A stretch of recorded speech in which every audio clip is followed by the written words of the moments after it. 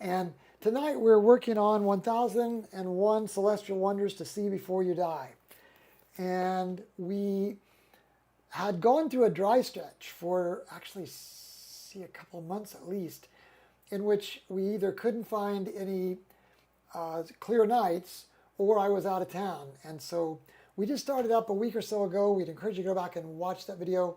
And we welcome you here tonight. Looks like we've got Mike back here tonight. Let's go ahead and get going. I am going to try to get our screen set up so that we can see the scope and also get to our live view. There's a live view of the night sky. That's with our ZWO ASI178MM Pro Astrocam, and that's attached to that RASA telescope. So I think we've got, oh, we don't have Stellarium up. You know, Stellarium did something really strange. It must have like gotten out of sync with our screen. And this has happened to me a time or two before. I'm trying to think of how I might fix this. I wonder if I could, let me see if I'm going to be able to start it here. It's starting up. It's starting up down here on my laptop. Oh, there we go. Whew, thank you, Lord. There's Stellarium, and you can see it shows that we're aimed at Polaris, the North Star. So let's go over here to AstroPlanner, which is the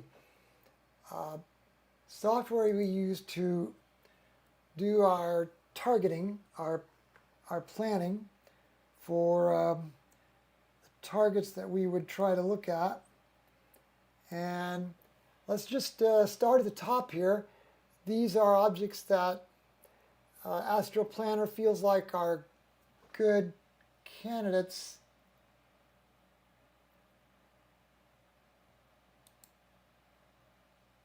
Best time is 5:15.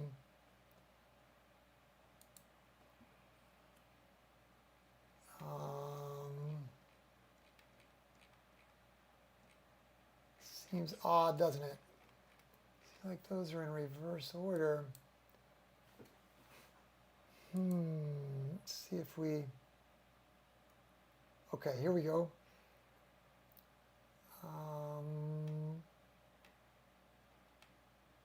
Let's get down here to...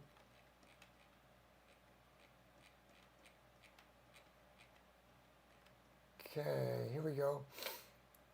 20 degrees above. There's a double star, Alpha Scorpi. That might not be a bad object to start with. It's at 19 degrees above the horizon, not real high. Here's a triple star at 29. Let's go ahead and slew to that. So down there in the lower right, you should be able to see the telescope slewing or moving to the new direction. And that's a live picture of it out there in the observatory. And then also you can see on Stellarium, it's tracking the telescope as it moves. And that's just as of this last version. Thankfully, they finally fixed that. And then here, I think I have this software working that will let us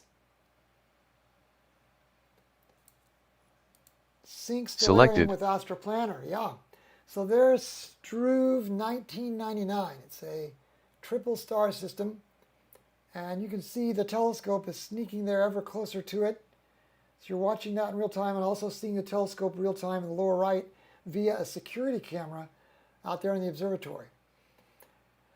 For orientation's sake, you can see that we're pointed roughly southwest. And sure enough, that's what you can see on the lower right of the screen, because the camera is roughly south is to our back side, and so the telescope's aimed up over the top of our heads, pointing southwest.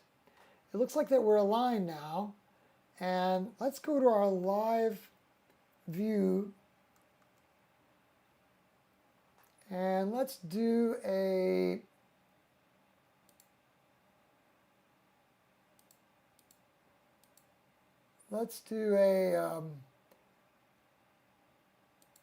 plate solve. And what that means, if you haven't been on the channel before, we'll ask the telescope to take a picture, the camera on the telescope to take a picture, and compare it to the software inside of Sharpcap Pro, which is the imaging software we use for electronically assisted astronomy. That is live telescope views. And we have the zoom all the way out, so it's looking at about a 2-degree wide view of the night sky. I'm guessing that these are our stars, Struve 1999. Let's kind of take a mental picture of that. 2 stars in the middle, kind of look at the pattern. Look at these 4 with 1. It kind of looks like a coat hanger, doesn't it? A flat coat hanger. Let's go back to Stellarium for a second, and let's zoom in. And so here's that, maybe.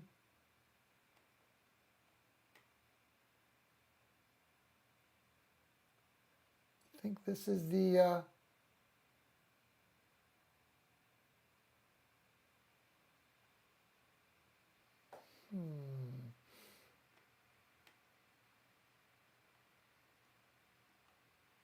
tell you what we can do. We can say from Sharpcap, add this object over to DSA copied to clipboard.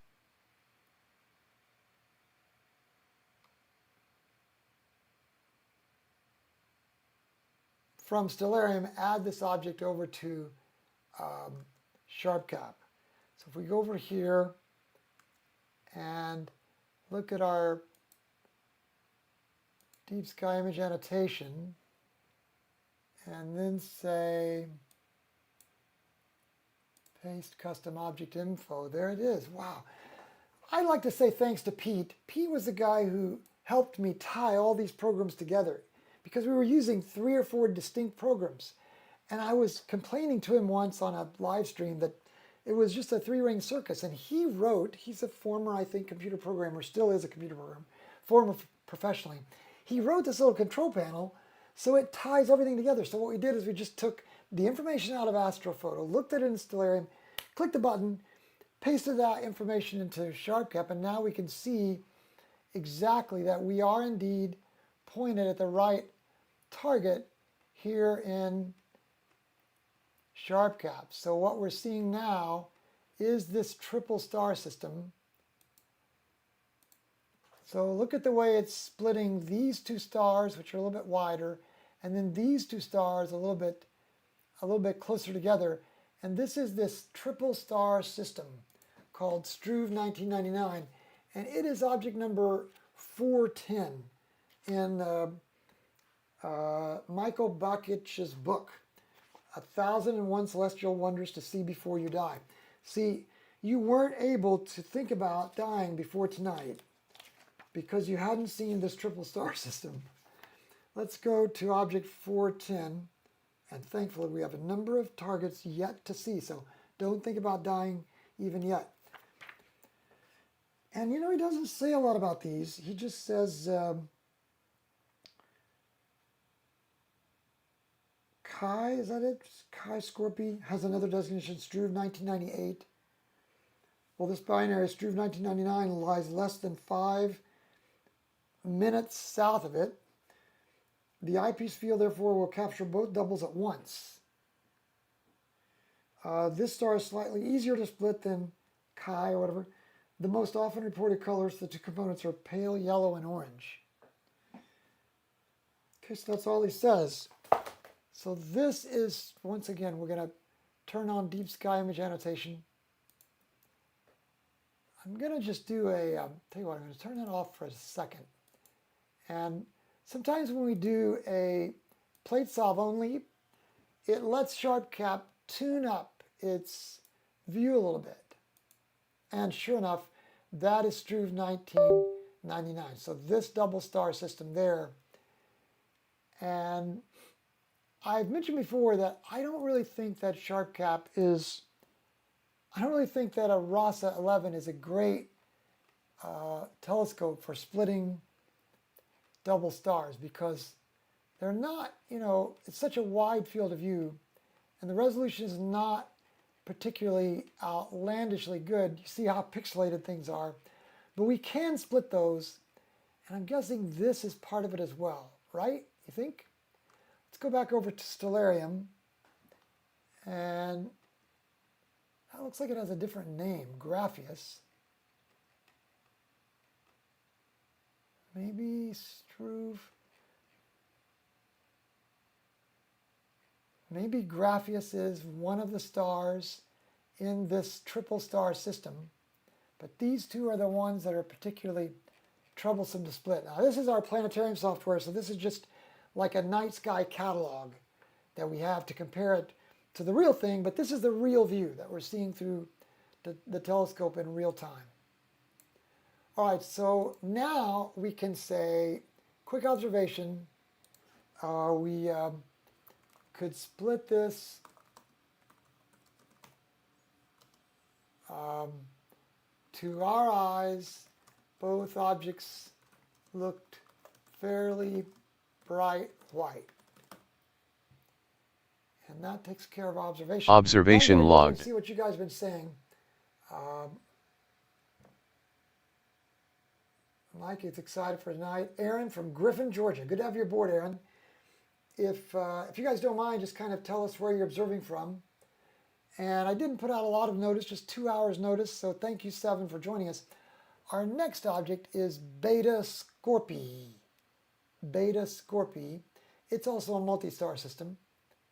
So let's drop back out to wide view and slew there. And again, in the lower right, you'll see the telescope if it moves. It did move a little bit, but not much. And then in the big live picture, you can see the way the star kind of swung over there. Now we'll do a plate solve and make sure it's just right in the middle. 0.08 degrees off. Oh, there's the 0.08 degrees. It tuned up.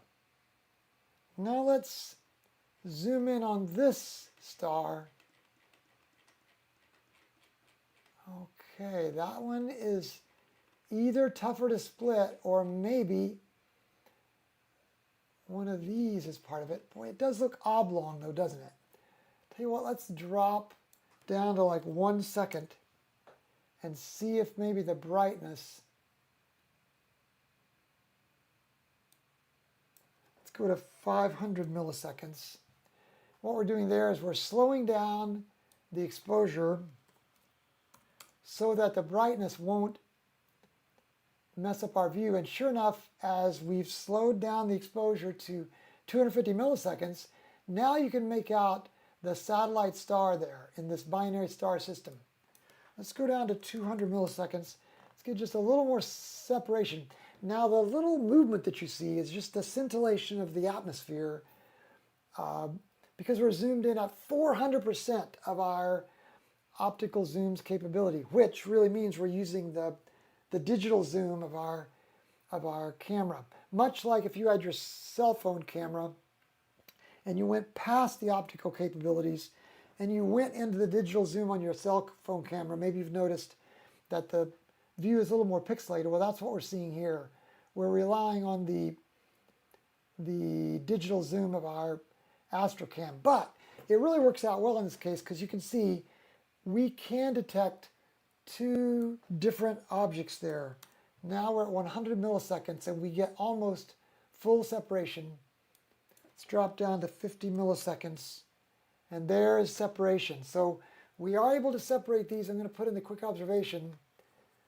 We were able to separate these targets by zooming in to 400% digital zoom and dropping our exposure to 50 milliseconds, a mere 50 milliseconds, which tells you that these Observation stars are logged. bright. I wonder if we have the magnitude here. Yeah, 2.6. That's extremely bright. Remember, the magnitude scale is in inverse order, so 0 would be the brightest thing, supposedly, although there are a couple things brighter than that. And then it goes, 1 is like, I forget the, it's like, there's like an inverse square, you know, it's like 1 is the inverse square brightness of that, and then 2 and 3 and 4. So we're at 2 here, which is very bright in the night sky. Let's go over to Stellarium and just see where we're looking here. So we're going to click Stellarium Selected. and it aims us at this star. So you can see it is very bright. Beta Scorpi. And there's that separation that we're seeing.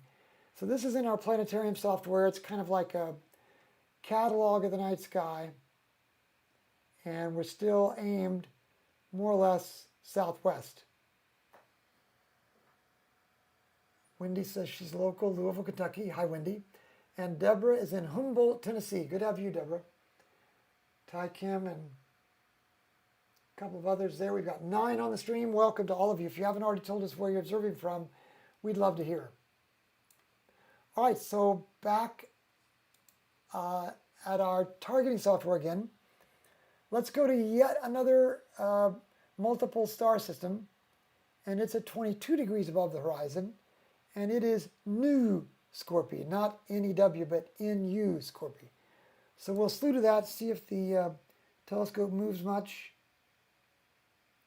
Not much at all. You know, see that little reflection on the top of the tube? I think that means that the parking lot lights have come on here at Emerald Hills, and we're getting a glare of the parking lot lights. That's sad, isn't it?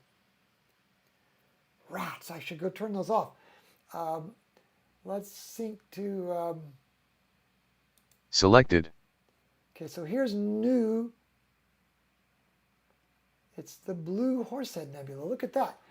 So we're not only seeing the double star here in the foreground, but in the background there's a nebula, and it's called the blue Horsehead Nebula.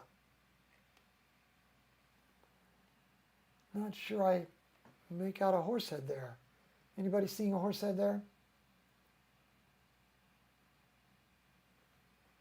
Would this be... Oh, look. This is the neck. We're looking at it upside down.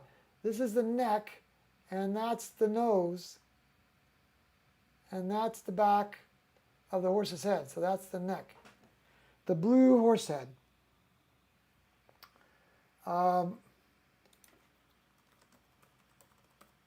So tell you what, let's do. Let's go over to our live view. And here's our double star system, already split. And let's go back out to our full auto. And let's put our exposures at like 20 seconds and stack this just for a minute. And this is a little bit of a distraction here. Wendy says, that's beautiful. Yeah, it's beautiful on the catalog, but will it be beautiful in real life? That's the question. Will our telescope be able to pick up the beauty of it? That's the question. Okay, so there's our first exposure right there. And we'll tune that up. Boy, see how the parking lot lights are polluting our view.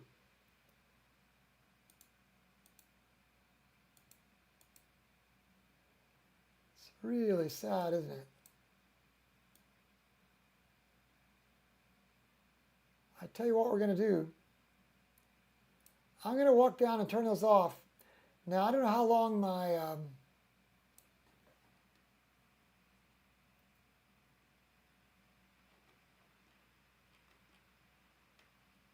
mic will stay.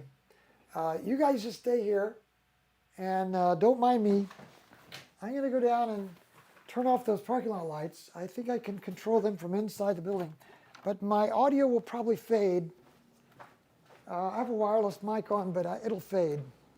I'm going to just run down, turn off those lights. I don't know, probably I faded by now. Because, you know, it's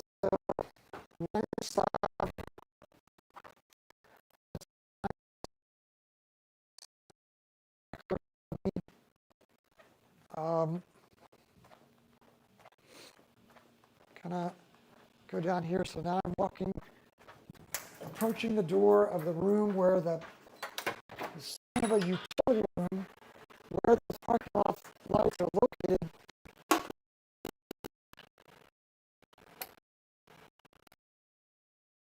Okay, they're off. And we'll have to remember to set that timer back to the right time again. How will I remember that?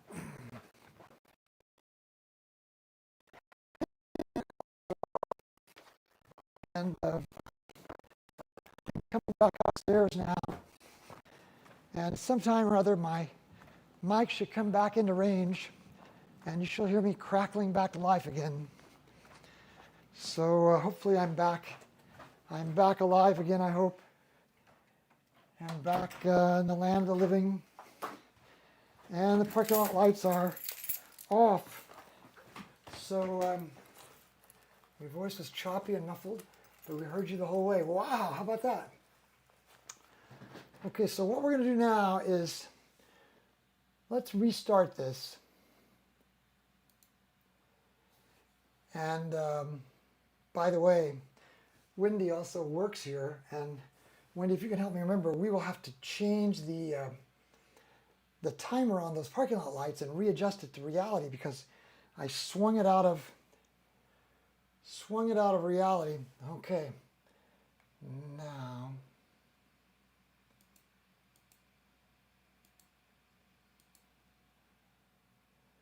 Look at that. Much better. Okay, so you can see the original stars that we wanted to split. And they are glaring at each other. Now this is new Scorpi. So I'm going to say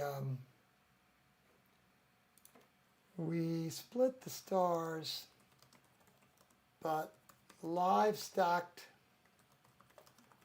for a moment to see if we could pick up the blue Horsehead. And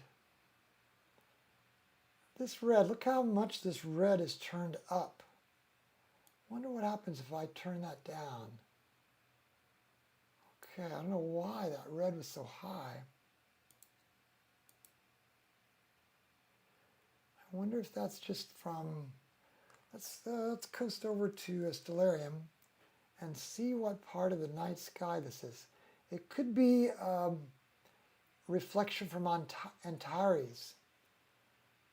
It's looking toward the southwest, which is it's not terribly light polluted for us. So I'm guessing that's just the glare from Antares, which is kind of so bright it probably is almost like Mars, you know, shedding light there. Let's read about this. It's object number 415. Through 4-inch and larger scopes with magnifications above 150, you'll see new Scorpi, whose common name Jabba means forehead, like Jabba the Hutt, as a double-double star. Oh, it's a double-double. Separations are 1.3 for the AB pair and 2.4 for the CD pair. The brightest component glows with yellow light and the other three appear white. The A component sheds its light in the blue reflection nebula, IC4592, which in turn reflects the light in our direction. You can spot the nebula through a 4-inch scope, but be warned, it's huge. Use the lowest magnification and no filter. So I'm not sure how long we would have to stack on this to see the blue part. But because we're magnifying these so much, they're all kind of blending together, see?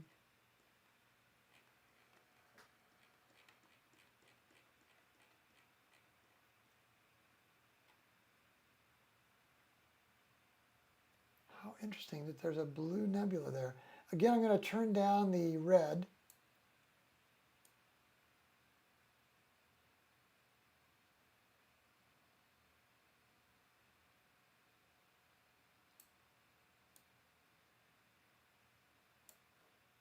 And now we're just starting to see the slightest, faintest cloudiness there after 3 minutes. The slightest, faintest bluish tint there, aren't we?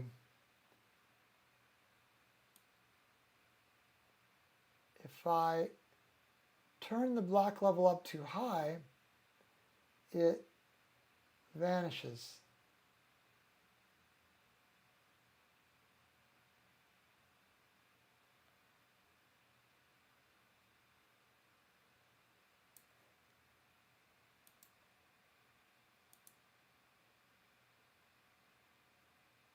Just wondering if I used this. Just curious. Let those two, I wonder if we let those two display histograms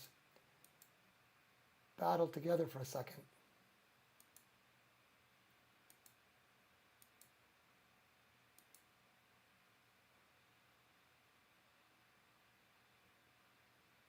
That's turned the red up again. It's so strange. I guess it's because the blue is so bright.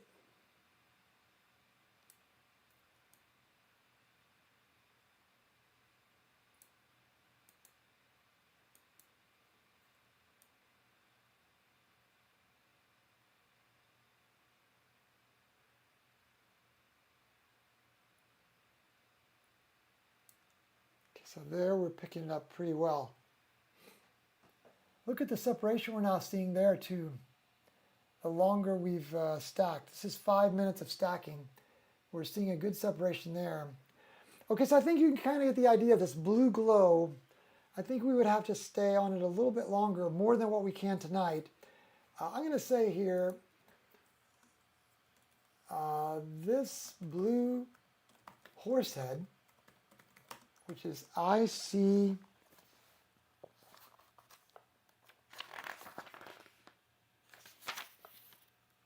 4592 deserves more attention at a later date. It looks like it would be beautiful and huge. Observation logged. And the other thing I'd like to do is, that's 6 minutes of stacking. You can see the blue starting to come through. The other thing I'd like to do is decrease this back down to like 2 seconds or so and zoom in on those.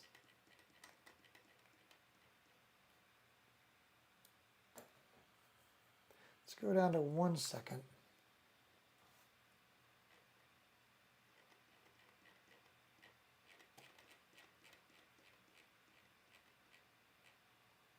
If those two stars are double doubles, maybe this looks a little oblong.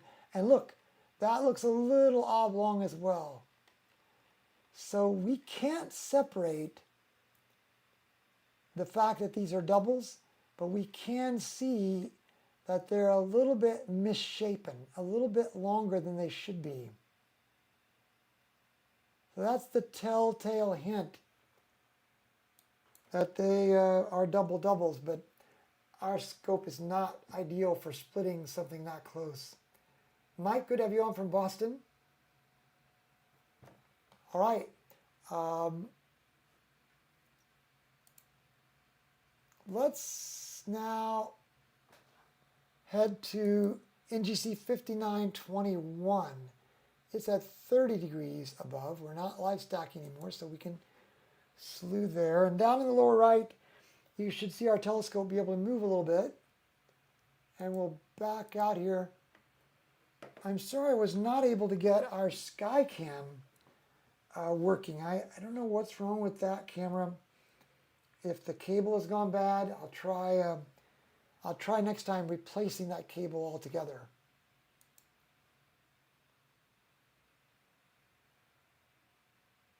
This is a galaxy, NGC 5921. We were just a fourth of a degree off. And now we're lined up. Since this is a galaxy, I think we will live stack. And let's live stack at maybe 15 seconds.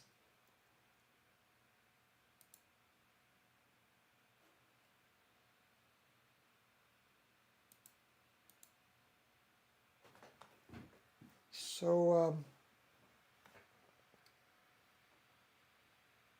it's a beautifully clear night tonight, and there's no moon.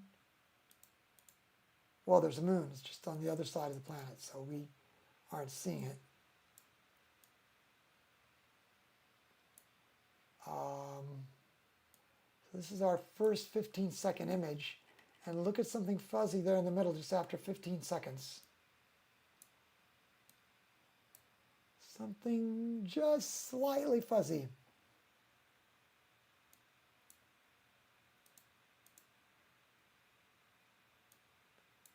We must still be in the area of Antares. We're going to say Stellarium sync. Selected.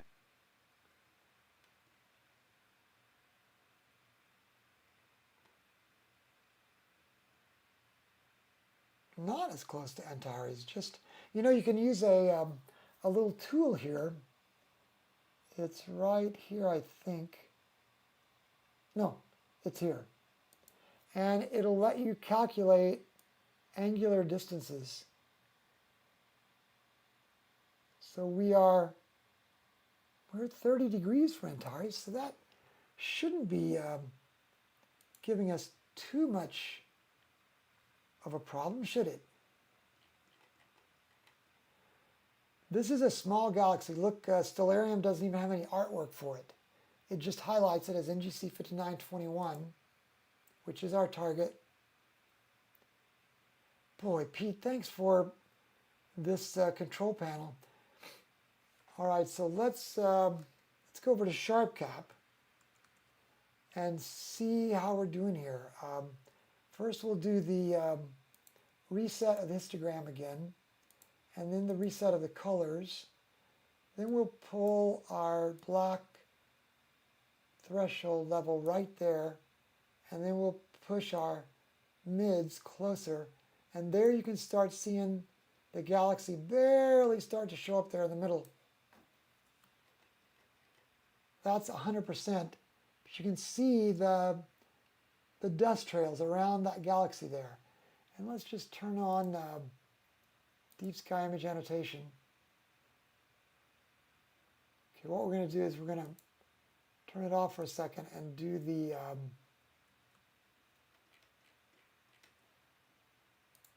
plate solve only, so that Sharpcap can get adjusted to reality. And right there it is, NGC 5921. So we're definitely on the target. It's just taking a... Why should we expect that in 3 minutes we'd be able to see a galaxy that is... I wonder how far away that is. It's 4.8 arc minutes wide in the night sky. It's a magnitude 11 object. NGC 5921. Anybody got the wiki handy and can get a guess on the distance of NGC 5921? We'll look it up, object 391, and I don't think Bakich is going to tell us that. 391. But wiki should tell us. If you just do a Google search for NGC 5921 and then put in WIKI, that should tell us how far away it is. Object number 391.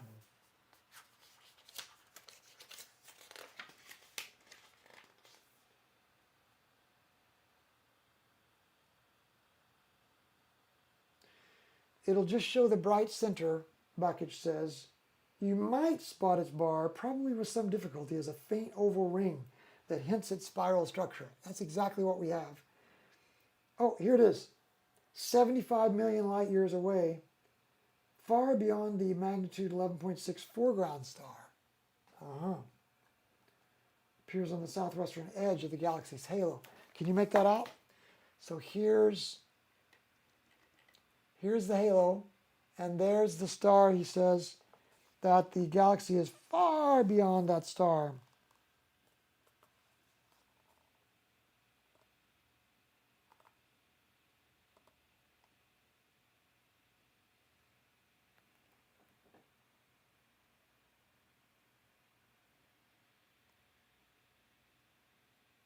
UGC 9830.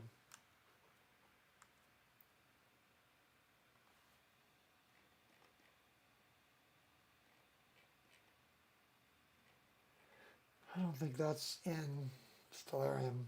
UGC 9830.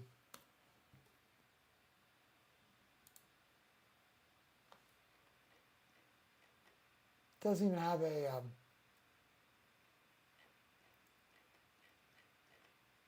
even have a pinpoint to represent it. It just points at the position of it. So let's put that in DSA Sharpcap's copied to DSA. clipboard.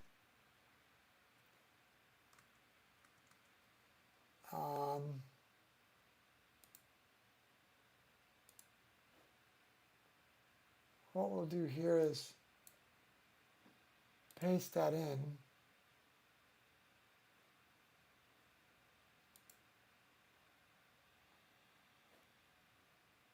Oh, I see. We can't pick it up from Stellarium. Oh, add to AP. I wonder if that's how we do it. Add to AP. Object added to AstroPlanner. Now,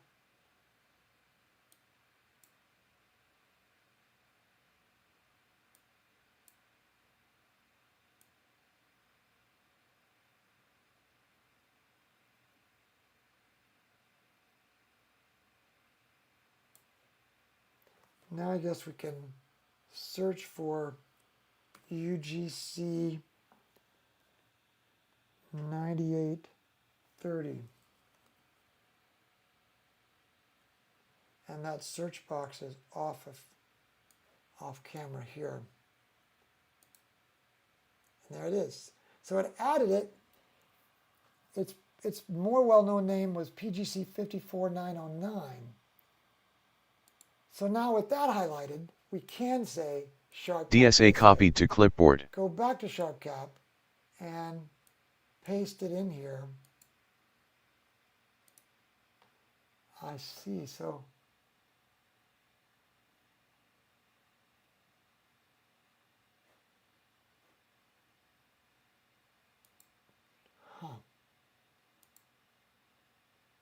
it's so close, apparently,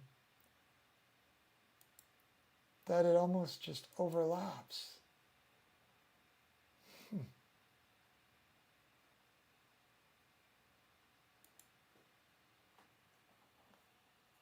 Anyway, that's 7 minutes. I think you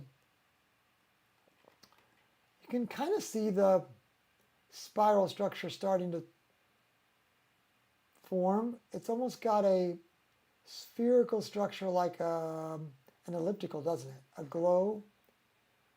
This is,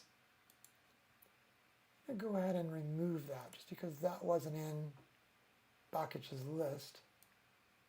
And then go back to where we are, which is right here, right? Yeah. And NGC 5921, I'm going to sneak out to, take a risk here and sneak out to Hubble 5921.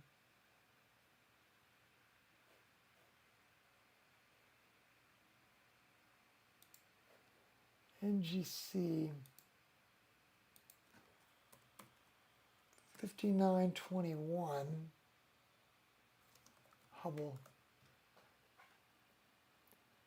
Oh, I see. We're viewing it.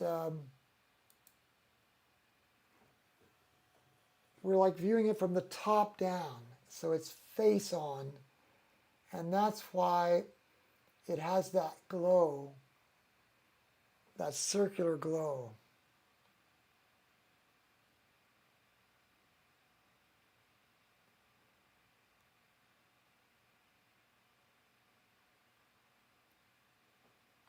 Okay, so now we'll close that so our telescope will come back up there. And did we do an observation of this? I don't think we did. So we're going to do a quick observation and say we're viewing this face on, faint glow, bright center, background, galaxy.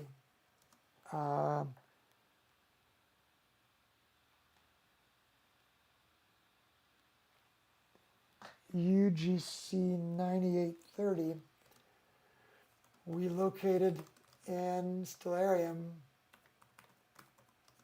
as a position only, no pinpoint or artwork.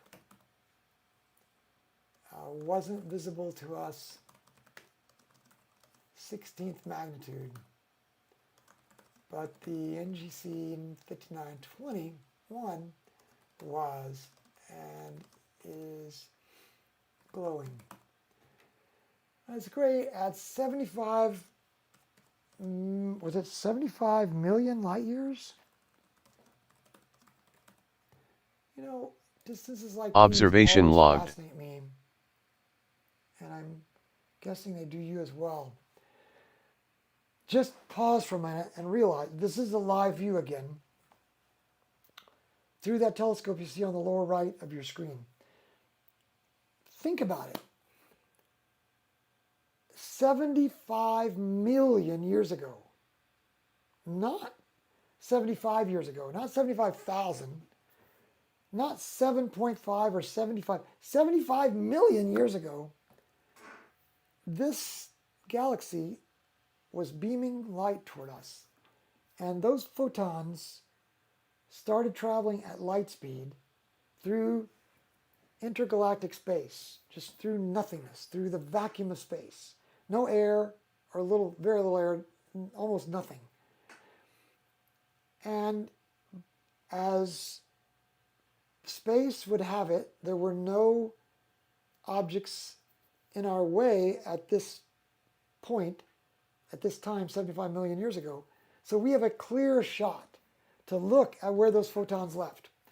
So those photons are smashing down, just raining down on Earth, and they're hitting the mirror at the back of our telescope and being reflected back up into our camera's lens, and then hitting the surface in the back of the camera where they're registering the faintest little particles of electrons, causing them to fire, and that's causing our camera to say, yes, yes, there's an object there, and you can even see the glow of the spiral structure. Think about the fact that in all of time, this object has been there all along, and these photons have been headed our way, and tonight we capture them, and the ones that are hitting Earth tonight, landing on our mirror, will never travel again. They're gone. Those photons have exhausted their journey and bounced into the back of our mirror. Isn't that just wild and cosmic? NGC 5921, Wendy says, the Barred Spiral Galaxy, located approximately 65 million light years from the solar system in the constellation Serpens Caput. Deborah says, wow. It is cosmic, isn't it? Okay, so there you go. We have waxed eloquent there on that. Let's go to NGC 5792 now. So we're going to, I guess we might as well save this little snapshot. And we'll stop live stacking. And we'll go to 5792. Let's snap back out to full frame.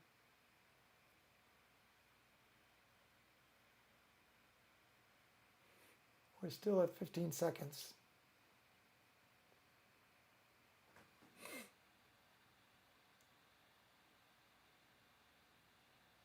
I don't know if this helps or not. By the way, I see a little faint patch there. So let's decrease this to 3 seconds. That's our exposure. And let's plate solve again.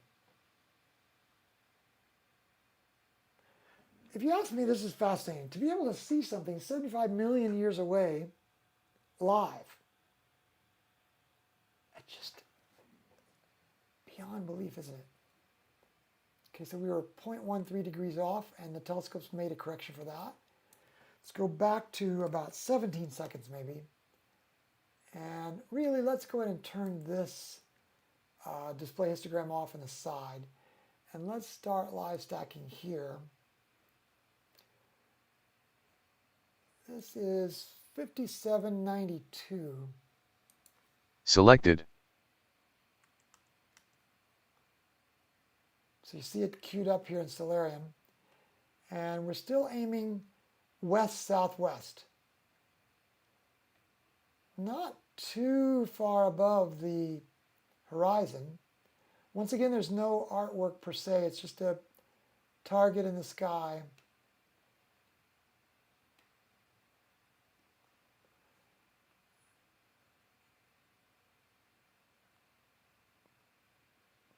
Not a very well-known part of the sky. I mean, look how there's not much of a presence of constellations there. We're kind of in between constellations. This is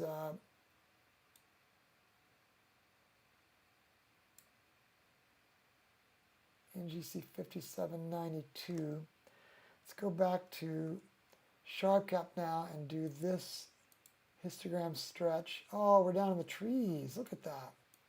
So remember I said we weren't too far above the horizon. Right there is that little galaxy. Even though we are in the realm of the trees of the horizon, we can still tell there's a galaxy there, can't we? See how it's edge on?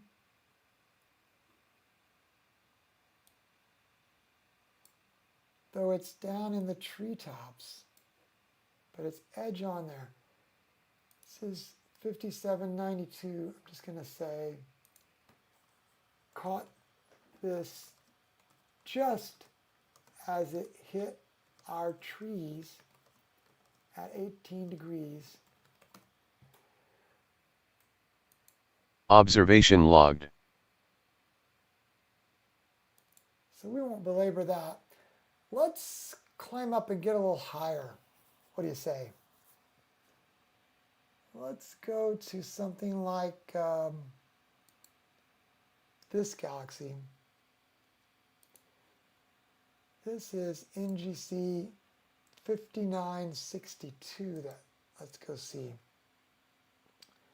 NGC 5962. You can watch the lower right, see if the telescope moves much. It's rotating just a bit there, isn't it?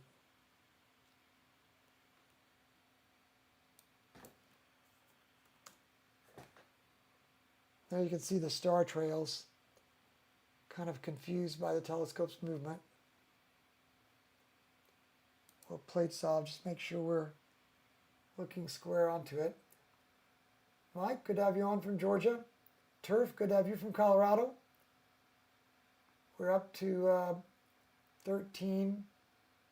Don't forget, if you like content like this, you might consider subscribing. It's up to you if you want. And then you could also click the bell so that you'll be notified. And then also, if you'd like, only if you like, you could hit thumbs up. And we did pick up 2 or 3 people who caught our recorded live stream as a YouTube video, and they subscribed. And that's because you all who were watching last time helped elevate the stream in their eyes, and they were thankful, they said. They said they were so glad they found us. let's just go with 20 seconds and stack this. This is NGC 5962. It's object number 399.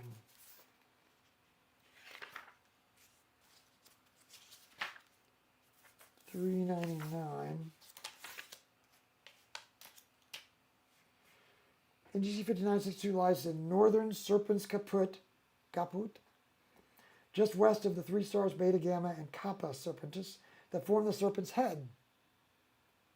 The galaxy exhibits flocculent spiral structure, meaning its arms appear to be broken up in many small pieces, in contrast to the grand design spirals with well-developed arms. At 150 power or higher, you'll notice its broad central concentration. A sharp, bright nucleus some 15 arc seconds in diameter lies at the very center. Okay, so we're going to stretch the display histogram and then stretch. Yeah, you can already see it forming up there in the middle. These auto stretches are really just approximations to get us in the ballpark. But to really do this right, we have to move these bars ourselves. And this is just something that we pick up as we go. I'm going to drop the reds down, see how much reds there were. Not quite that much. We're having to do a lot of reds tonight. There's that flocculent structure. See how it's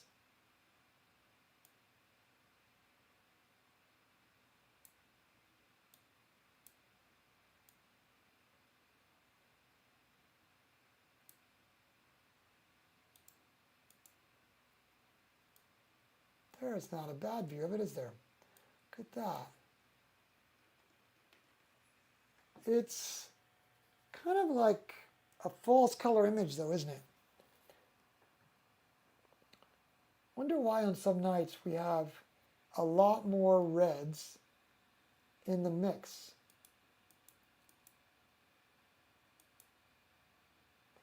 Let's look at Selected. what is this near in Stellarium. So now we're viewing even more west-southwest.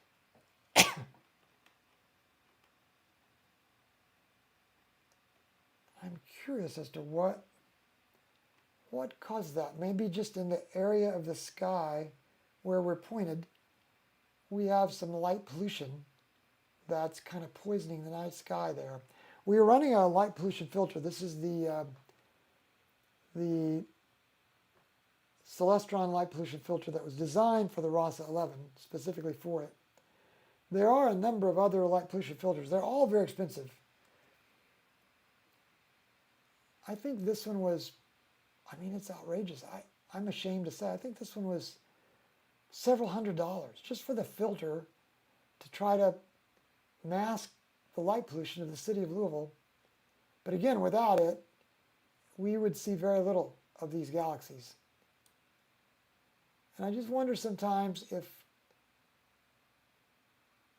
by the nature of these objects, this is magnitude 11.3, just they're so dim, you know, that essentially the night sky with the light pollution is 11.3. And so to pick out the galaxy in the middle of that light pollution, we have to do some tricks with a light pollution filter and with this, you know, live stacking. And what the live stacking tries to do is it says, okay, if the light sort of sparkles so much, it's probably not a real object. But if the light is more like steady, like a star is steady, then it's probably a real object. And the light pollution filter is smart enough to figure that out. And the stacking is smart enough to figure that out. It decreases the brightness of the parts of the sky that are just glowing and scintillating, and it increases the brightness of the things that are steady. We're at 250% also, so this is a very small object. It is just 3 arc minutes by 2 arc minutes. Remember, an arc minute is 1/60th of a degree, so it's very tiny. But you can see that flocculent galactic structure.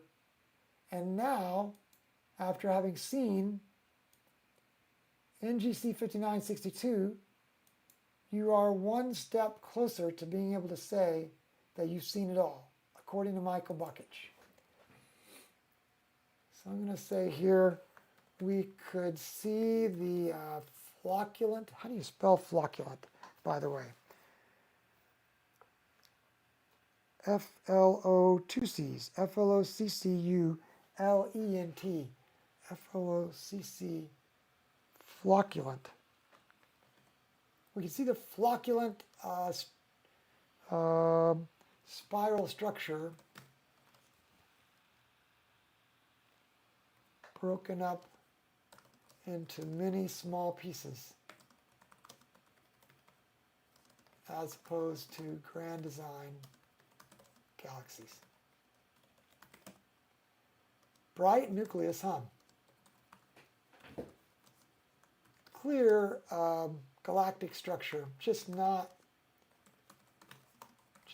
spirally, to use a technical word, spirally. Observation logged. Good evening from Northern California, Jason. Good to have you aboard. Yes, Turf, you're right. Dark skies are the best, but you literally have to drive an hour and a half from Louisville before you get to any.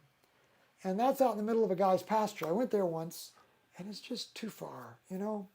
An hour and a half, and if you do an hour-long observing and then an hour and a half back, you've suddenly spent 4 hours of your life, and you've been out there in the barnyard pasture field where you can't live stream it anyway and let you see it. So in order for you to be able to see it, we have to be close to Wi-Fi. How about that?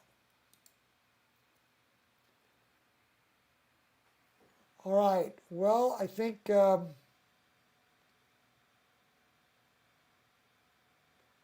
it's 11:05. That's been an hour, and we said we were going to do an hour, trying to make these last couple a little bit shorter in hopes of attracting some new folks. I think we're going to stop there, folks. We've seen some galaxies and some double stars, a triple star, a double star. I hope that gives you some idea of some of the things we can see through a Rowe-Ackermann Schmidt Astrograph telescope, a RASA 11. Again, if you haven't subscribed, we invite you to do that. You can also go to emeraldhillskies.com where you can sign up for an email list. Just put in your email address, and if you want, first name or whatever. Your information is not shared, and we won't spam you, and you're not solicited for anything. It's just that we're going to send you an email anywhere from 2 days, 1 day, in tonight's case it was 2 hours before the observing night. And try to spread the word if you don't mind. Hit that thumbs up if you like content like this. And we enjoy you being here. We're thankful to God for the way He made these targets, and we give Him great thanks. Deborah, it's kind of you to say you really enjoyed it. Turf, it's our honor and our pleasure being here. Thank you for putting up with the way the live stream started out. It was a little iffy there at the beginning, trying to figure out if we were really live. They've changed something so we don't hit a final button like we used to. So we'll just get used to that on YouTube. Thanks a lot. Have a good night, and God bless.